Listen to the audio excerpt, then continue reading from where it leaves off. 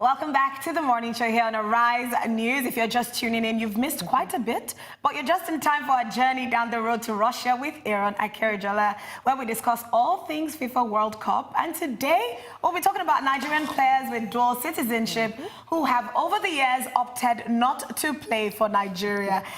This should be interesting. Welcome to the morning show, Aaron. Yes.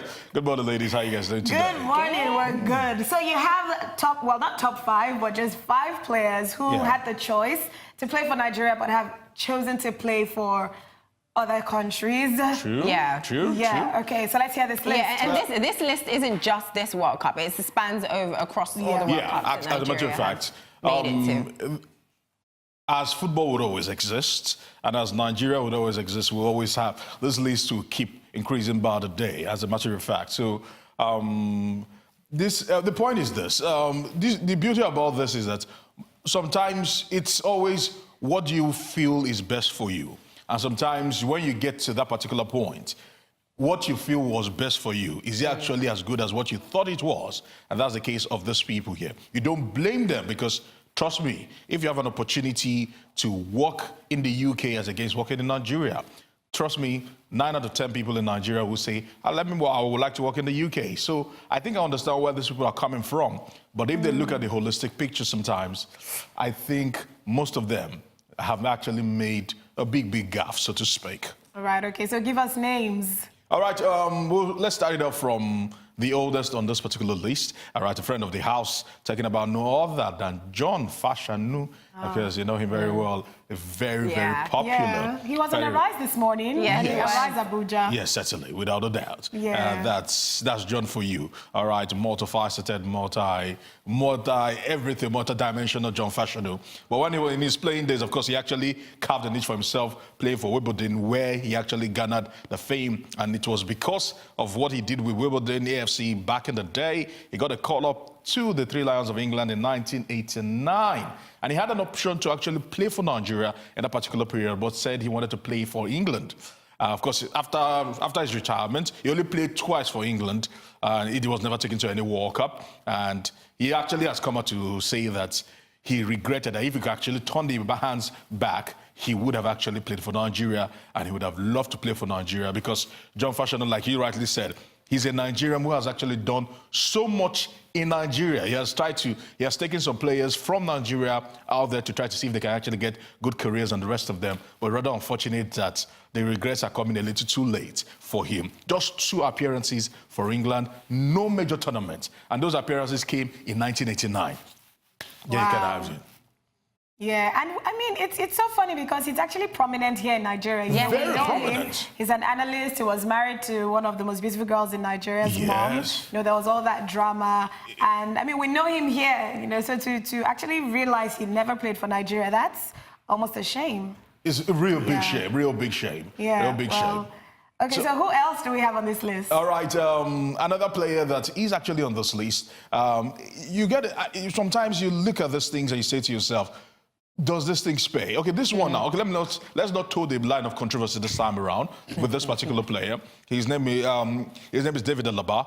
All right, of course, his father is actually a prince in Ogun State. So he's actually of royal heritage, so to speak. But of course, the father actually grew up in Austria. And the father always wanted, because the father, as a typical Yoruba man, very proud of his roots, desired that his son played for Nigeria. As a matter of fact, the boy too wanted to play for Nigeria.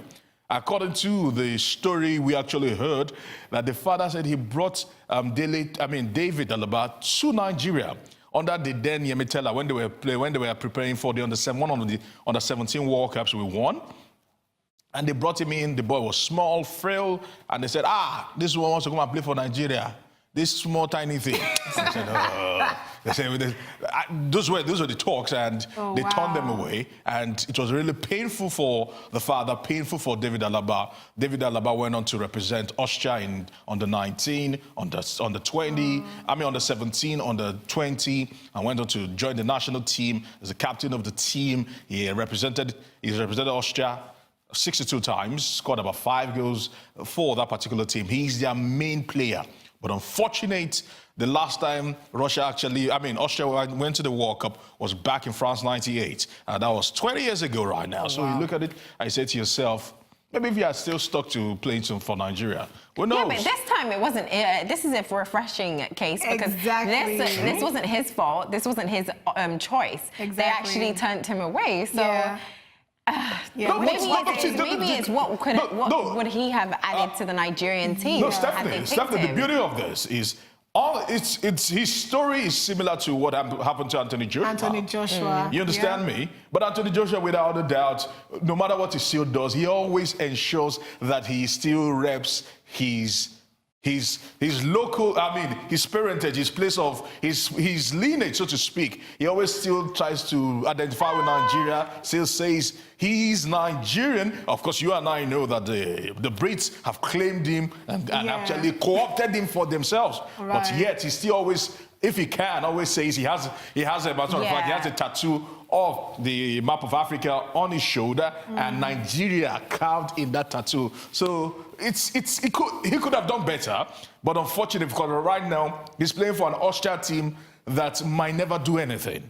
And if he was in Nigeria, because he's a big player, very big player, he plays for Bayern Munich, and he's one of their main players. He's still young and he still has so much ahead of him. Just imagine playing for Nigeria. Yeah, so it's more of Nigeria's loss, if you ask me, because they're the ones that turned him away. I mean, boy wanted to play for Nigeria. His father wanted him to play. They brought him to Nigeria and they're like, no, you're too whole fair. prince's son. Yeah. So well, okay. Even the ancestors would not be happy, I'm telling you. Yes. Yes, the ancestors in the village would not be happy. Who else is on the list? All right, another player again who should have, but unfortunately he didn't. What do they call him? His name is Gabi Agbolahan. Of course, Gabriel Agbolahan, but in the UK it's called Gabi, basically. He played for Aston Villa virtually all his playing career in the UK. All right, a court hero, all right, at the Villa Park. But unfortunately, his own was even a little bit different this time around, being that he was actually invited to come and play in 1996, yes, I remember. In 1996, he was invited to come and play for the under-20 national team, talking about the Flying Eagles. His name was already penciled down. His name was actually imputed in the list, and they had called him to to train with the players and go for the tournament. And Gabi says, no, I'm not interested. I don't want to be part of this. I will not be part of this. I don't want to go touch Nigeria with a 10-foot pole, so to speak. And he went on to represent England, and of course, then he was hot. And some people told him that, don't worry, you'll be able to break into the English national team. Unfortunate for him, only 3 appearances throughout. Wow. All right. After the initial hype of them inviting him to some friendly games, that was it. He never got the light of day again, and ever since then. I don't know if it's better for it. Do you think these people, do they have the choice of actually coming back to Nigeria? You know, okay, so yes, I played for England 4 years ago. I played for Austria 4 years ago. Can I play for Nigeria this year? Is that an option with FIFA? The point is this: when you play in a competitive game, FIFA rules dictate that you are not eligible anymore. So when you play in a competitive match, it just narrows down your option. You cannot switch allegiance, so to speak, because you cannot say, because somebody might say to himself that, okay, because this country did not qualify for the World Cup, I want to go to this other country. So to avoid issues like that, they've tried to narrow it down. When you play in a competitive match, it's over. But if you have played for the national team in a non-competitive match, you can still switch allegiance, so to speak. But as soon as a competition has come, you have been registered for one country, you are bound to play with that country, whether or not they do anything for the rest of their life. So for example, the next World Cup, can someone switch? If you're playing for Nigeria, can you switch in the next tournament? Yes, if you've played at this, if you are being penciled at this tournament and you get an appearance, even though it's for 30 seconds, it's over. It's for the rest of your life. For the rest of your life. For another country. It is signed, sealed, and delivered. Wow. Okay. All right. One more for the road. Of course, the most popular person on this list, as a matter of fact, and he actually got a lot of booze from Nigerians in the UK. His own case too is. You see, the point is, everybody, all those players were calling individual cases, so to speak. All right, of course, everybody knows him. Tottenham Hotspur's midfielder Dele Alli. As they call him in the UK, Dele Lee. Okay. Okay, right now, he even went that far that he doesn't want to be Ali again. That he's dropped the Ali. He wants to be called Dele because he felt his father, his mother abandoned him. And because the mother is from the UK, the father is a Nigerian. And you look at it, and he felt, okay, I think they came to Nigeria, as a matter of fact. He was born in Kensington, came to Nigeria, and lived in Nigeria for a while, but the father had to travel somewhere to actually work. The mother was alcoholic, so she abandoned him. Oh, wow. He was staying with he was staying with adopted people, a friend of his friend's parents. Then he was with MK Milton Keynes Dons. All right, so he's staying with his friend's parents, who he calls his adoptive parents. So he grew there, and he had that bitterness in heart for his parents. That's why he decided to drop the Ali name. The father has come out. The father came out this year with the mother to cry. They were actually doing an interview and crying that they don't want anything for the boy because the father is well-to-do. The father is a doctor. He's actually very comfortable in life. He said he doesn't want anything to do. This is not a case of my boy is actually now a big superstar. I want money from him. I don't need your money. He just wants to be close to the boy. He wants a relationship. Yes, he wants a relationship, boy, but the boy is not having it.